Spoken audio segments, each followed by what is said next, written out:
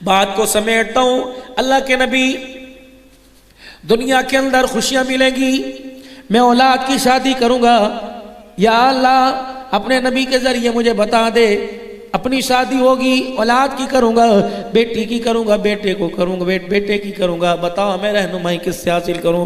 دنیا کہے گی پیسے والا دیکھو، دنیا کہے گی وہ دیکھو جس کے 4 بھائی سعودی ہیں، دنیا کہے گی وہ دیکھو جس کا رقبہ زراعت ہے.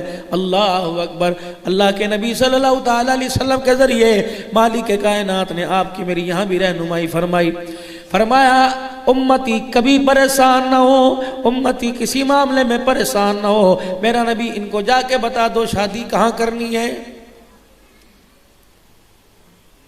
شادی 11 قسم کی عورتوں سے کی جاتی ہے، 11 قسم کی.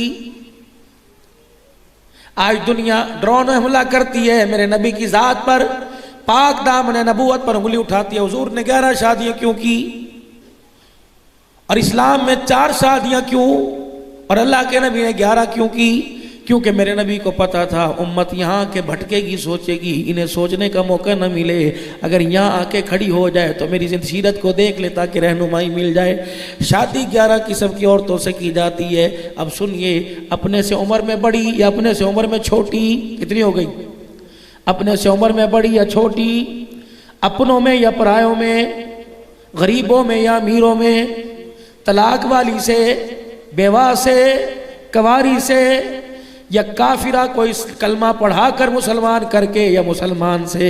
تو 11 قسم سے میرا نبی 11 جگہ دولہا بل کے گئے اور بتلا دیا امتی اگر تجھے ان گھرانوں میں سے کوئی گھرانہ مل جائے تو میں تیری گھر والی کو، تیری بچی کو، تیری بیٹی کو دلہن بنانا بھی بتا کے جا رہا ہوں، جوانوں کو محمد دولہا بنانا بھی سکھا کے جا رہا ہے. 11 قسم کے گھرانوں میں شادی. معذرت کے ساتھ آج شادی نوجوان کا کہنے میرا اکو ہے، یہ اکو نے تو بیڑا غرق کر کے رکھ دیا. میری جانل ویانی ہے، میری جانل ویانا، میری اکو میری جانل ویانا. ان ریجوں نے تو خدا کی قسم خاندانوں کا بیڑا غرق کر دیا. جو یہ ریج ہے یہ غیرت نہیں دیکھتی، یہ ریج یہ حیا نہیں دیکھتی، یہ ریج یہ کردار نہیں دیکھتی. سونا ہونا چاہیے، اعتبار ہونا چاہیے، گاڑی بھی ہونی چاہیے، بنگلہ بھی پاس ہونا چاہیے. اور وہاں کیا دیکھا جاتا ہے؟ اللہ اکبر، لڑکی ہو امیر ہو، جہیز بھی ان کا پاس ہونا. اور سانو لوڑ کوئی نہیں تو شادی دی تاریخ رکھو، ارے سانو 2 سال دا ٹائم دو، اسی 2 کمرے ہور پا لئیے. اس کا مطلب ہے جہیز چاہیے نہیں لیکن 2 کمروں کا مجھے چاہیے. اللہ اکبر، اللہ اکبر. میرے عزیزو، اس لعنت نے لاہور کے اندر میں آج سے 2 سال پہلے پاک عرب ٹاؤن کے اندر گجو متے کے ساتھ پاک عرب ٹاؤن میں ایک مکان کا افتتاح کرنے گیا، پھتا کاٹنے کے لیے گیا. جب گاڑی زوم کر کے پاک عرب میں داخل ہوئی تو سامنے ایک ٹھیلے پہ کپڑا ڈھکا ہوا تھا. کہنے لگے مولانا اس کو جانتے ہو؟ میں نے کہا نہیں. کہا آپ کو اشارہ اس لیے کیا کہ آپ کو اس کی کارگزاری سنائے. جب مجھے گھر لے گئے میں نے کہا ہاں بھائی نوید کیا بات ہے؟ کہ مولانا یہ بہت بڑا مل آنر تھا، اس کی مل تھی. آہستہ آہستہ اللہ اکبر پلٹا کھایا، پتہ نہیں کون سی غلطی میں پکڑ آیا، پتہ نہیں اللہ کی طرف سے کون سا امتحان آیا. ایک وقت ایسا آیا یہ سائیکل کے قابل نہ رہا، یہاں ٹھیلا لگانے پر مجبور ہو گیا. بھلے وقتوں کے اندر بچی کی نسبت کر رکھی تھی فلانے گھر کے اندر. اب اس حالت کے اندر گیا، یہ حالت تو نہیں تھی جس حالت میں منگنی کر کے آیا تھا، یہ حالت تو نہیں تھی. اس حالت میں گیا اور جا کے کہنے لگا ہاں جی دن رکھنے بتاؤ کب دودھ برات لے کے آؤ گے؟ انہوں نے کہا برات بعد میں لے کے آئیں گے، یہ 2 صفوں کا کاغذ لے جا، ان پر پورا اترے گا تو بتا برات لے کے آ جائیں گے. گھر جا کے پڑھا، 2 صفوں کے اوپر جہیز کی ساری ڈیمانڈ لکھی ہوئی تھی. اگلے دن آیا، بیسمنٹ کے اندر چلا گیا، پنکھے کے ساتھ پھندا لٹکایا اور اپنے آپ کو پھانسی دے کر اپنی حرام موت اپنے آپ کو ہلاک کر کے مر گیا. جب اسے پنکھے سے نیچے اتارا تو نیچے ان 2 پرچوں کے ساتھ ایک پرچہ لکھا ہوا تھا اور اس پہ لکھا تھا بیٹی اپنے باپ کو معاف کر دینا. اللہ اکبر. مجھے کیا پتا تھا تیری ڈولی اٹھانے کے لیے اللہ اکبر مجھے حرام موت مرنا پڑے گا. اے میری بچی، ادھر تو ڈولی میں بیٹھنے کے لیے تیار ہے، ادھر جہیز کی لسٹ میرے پاس آ گئی. تیرا باپ ان میں سے کچھ بھی تجھے نہیں دے سکتا، اس لیے شرمندگی سے تیرا سامنا نہیں کر سکتا. اے میری بچی، ہمیشہ ہمیشہ کے لیے تیرا باپ آنکھیں بند کر کے تیرے سے دور ہو کے جا رہا ہے. یہ ایک گھر کے اندر نہیں، ہمارے گاؤں دیہاتوں کے اندر رواج ہے، مسجدوں کے اندر اعلان ہوتا ہے، ہم مسلمانوں اور ساری برادری والوں فلانے دے کر آ کے فلانی دا جہیز دیکھ لو، تو نے دیا اس نے لیا، دکھا کیوں رہا ہے؟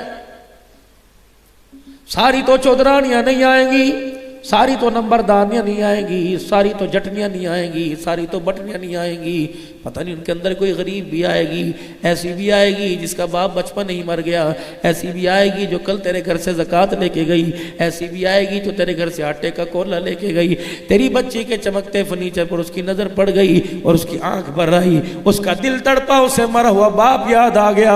اگر خدا کا قہر ضمیر پر آ جائے تو اللہ تیری امیر بیٹی کو بھی یہ جہیز استعمال کرنے کا موقع نہیں دے گا۔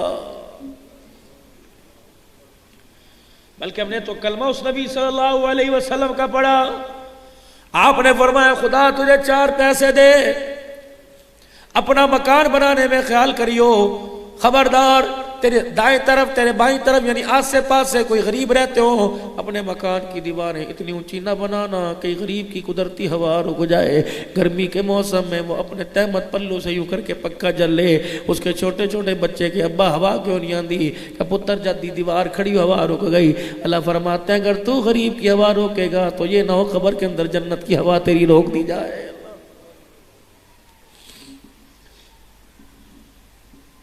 کنجسٹڈ ماحول ہے، مکس ایریا ہے، غریب بھی رہتے ہیں امیر بھی رہتے ہیں، فرمایا خبردار تیرے آسے پاسے میں تیرے دائیں بائیں میں آگے پیچھے غریبوں کے گھر ہوں، اپنے گھر کے اندر کھانا جو مرضی پکا، میں تجھے منع نہیں کرتا، جو کھانا ہو کھا، جو پکانا ہو پکا، لیکن اپنی ڈشوں کی اپنے کھانے کی خوشبو کو قابو کے اندر رکھ، کمرے کے اندر رکھ، کھڑکیاں بند کر، روشن دان بند کر، یہ نہ ہو کسی کھڑکی سے کھانے کی خوشبو غریب کے گھر میں جائے تو بچہ کہ اماں گوشت دی خوشبو آندی ہے، اور اللہ اکبر یوں کر کے ماں کا دامن پکڑ کے کہے اماں ہمارے کب گوشت پکے گا، ماں تھپڑ مار کے سلا دے، یہ نہ ہو وہ ایک مرتبہ تھپڑ مار کھا کے سو گیا اور تیرے گھر میں تیری نسل کو باپ کا سایہ اٹھ جانے کے بعد موت تک تھپڑی محلے میں پڑھتے رہے، یہ کام نہ کرنا۔ اللہ اکبر۔ میرے عزیزو ایک اللہ والے تھے، بہت بڑے اللہ والے، کوفے سے حج کرنے کے لیے میرے عزیزو اپنے گھر سے حج کرنے کے لیے نکلے، کوفے کی جامع مسجد کے پاس آئے، ظہر کی نماز کا وقت تھا،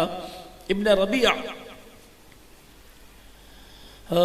ظہر کی نماز کا وقت تھا، لوگ سواریاں باندھ کے حج کے قافلے والے مسجد کے اندر جانے لگے، انہوں نے دائیں طرف دیکھا، ایک عورت نقاب پوش تھی، مردہ جانور کچرے کے ڈھیر پہ پڑا تھا، اللہ اکبر، چھری اس نے اپنے تھیلے میں سے نکالی، 2-3 بوٹیاں اس کی کاٹی، تھیلے میں چلی گئی، آپ نے اس کی طرف دیکھا، تھیلے میں ڈال کے جا رہی ہے، پردے سے تو مسلمان معلوم ہوتی ہے، لیکن جو کام یہ کر رہی ہے تو کافر بھی نہیں کرتے، تجسس ہوا، اس کے پیچھے پیچھے چلے گئے، اس کے مکان تک پہنچے، ٹوٹا دروازہ تھا، مکان میں داخل ہوئی تو چھوٹے چھوٹے بچیاں خوشی میں اچھلنے لگے اور کہنے لگے اماں روٹی لے کے آ گئی، کہاں ابھی تیار کر کے دوں گی، پانی کا دیگڑا چڑھایا اور جب پانی گرم ہوا تو تھیلے میں سے وہ گوشت نکال کر اس میں ڈالنے لگی، اللہ اکبر۔ ربیعہ فرماتے میں نے یوں کر کے دروازہ بجا دیا، جب میں نے دروازہ بجایا تو اس کو ہول اٹھ گئے، کہنے لگی کون ہے یہاں؟ مرد کوئی نہیں رہتا، کیسی وجہ سے تیرے دروازے پہ آیا؟ اگر مرد کوئی نہیں رہتا تو حرام کھائے گی۔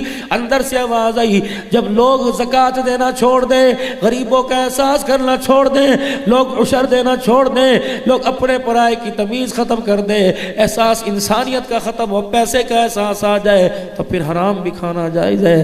آپ نے فرمایا بی بی خدا کے واسطے باہر آ، پردے میں باہر آئی، جو حج کا زادرہ جو سامان تھا، جو حج کے پیسے تھے، وہ پوٹلی نکال کے اس بی بی کے ہاتھ پہ رکھی، کہنے لگے اللہ اگر توفیق دے حج بعد میں کر لوں گا، مسلمان کے سامنے مسلمان کے آنسو نکل جائے، خدا بھی برداشت نہیں کرتا، مصطفیٰ بھی برداشت نہیں کرتا، یہ حلال کے پیسے ہیں، اس سے حلال کا سامان لا، خود بھی کھا، بچوں کو کھلا۔ ابن ربیعہ کہتے ہیں یہ کہہ کہ میں کوفے کی جامع مسجد کے پاس آ گیا، لوگ میرا انتظار کر رہے تھے، کہاں چلا گیا؟ میں نے کہا جاؤ جاؤ تم چلو، میں تمہارے پیچھے آتا ہوں۔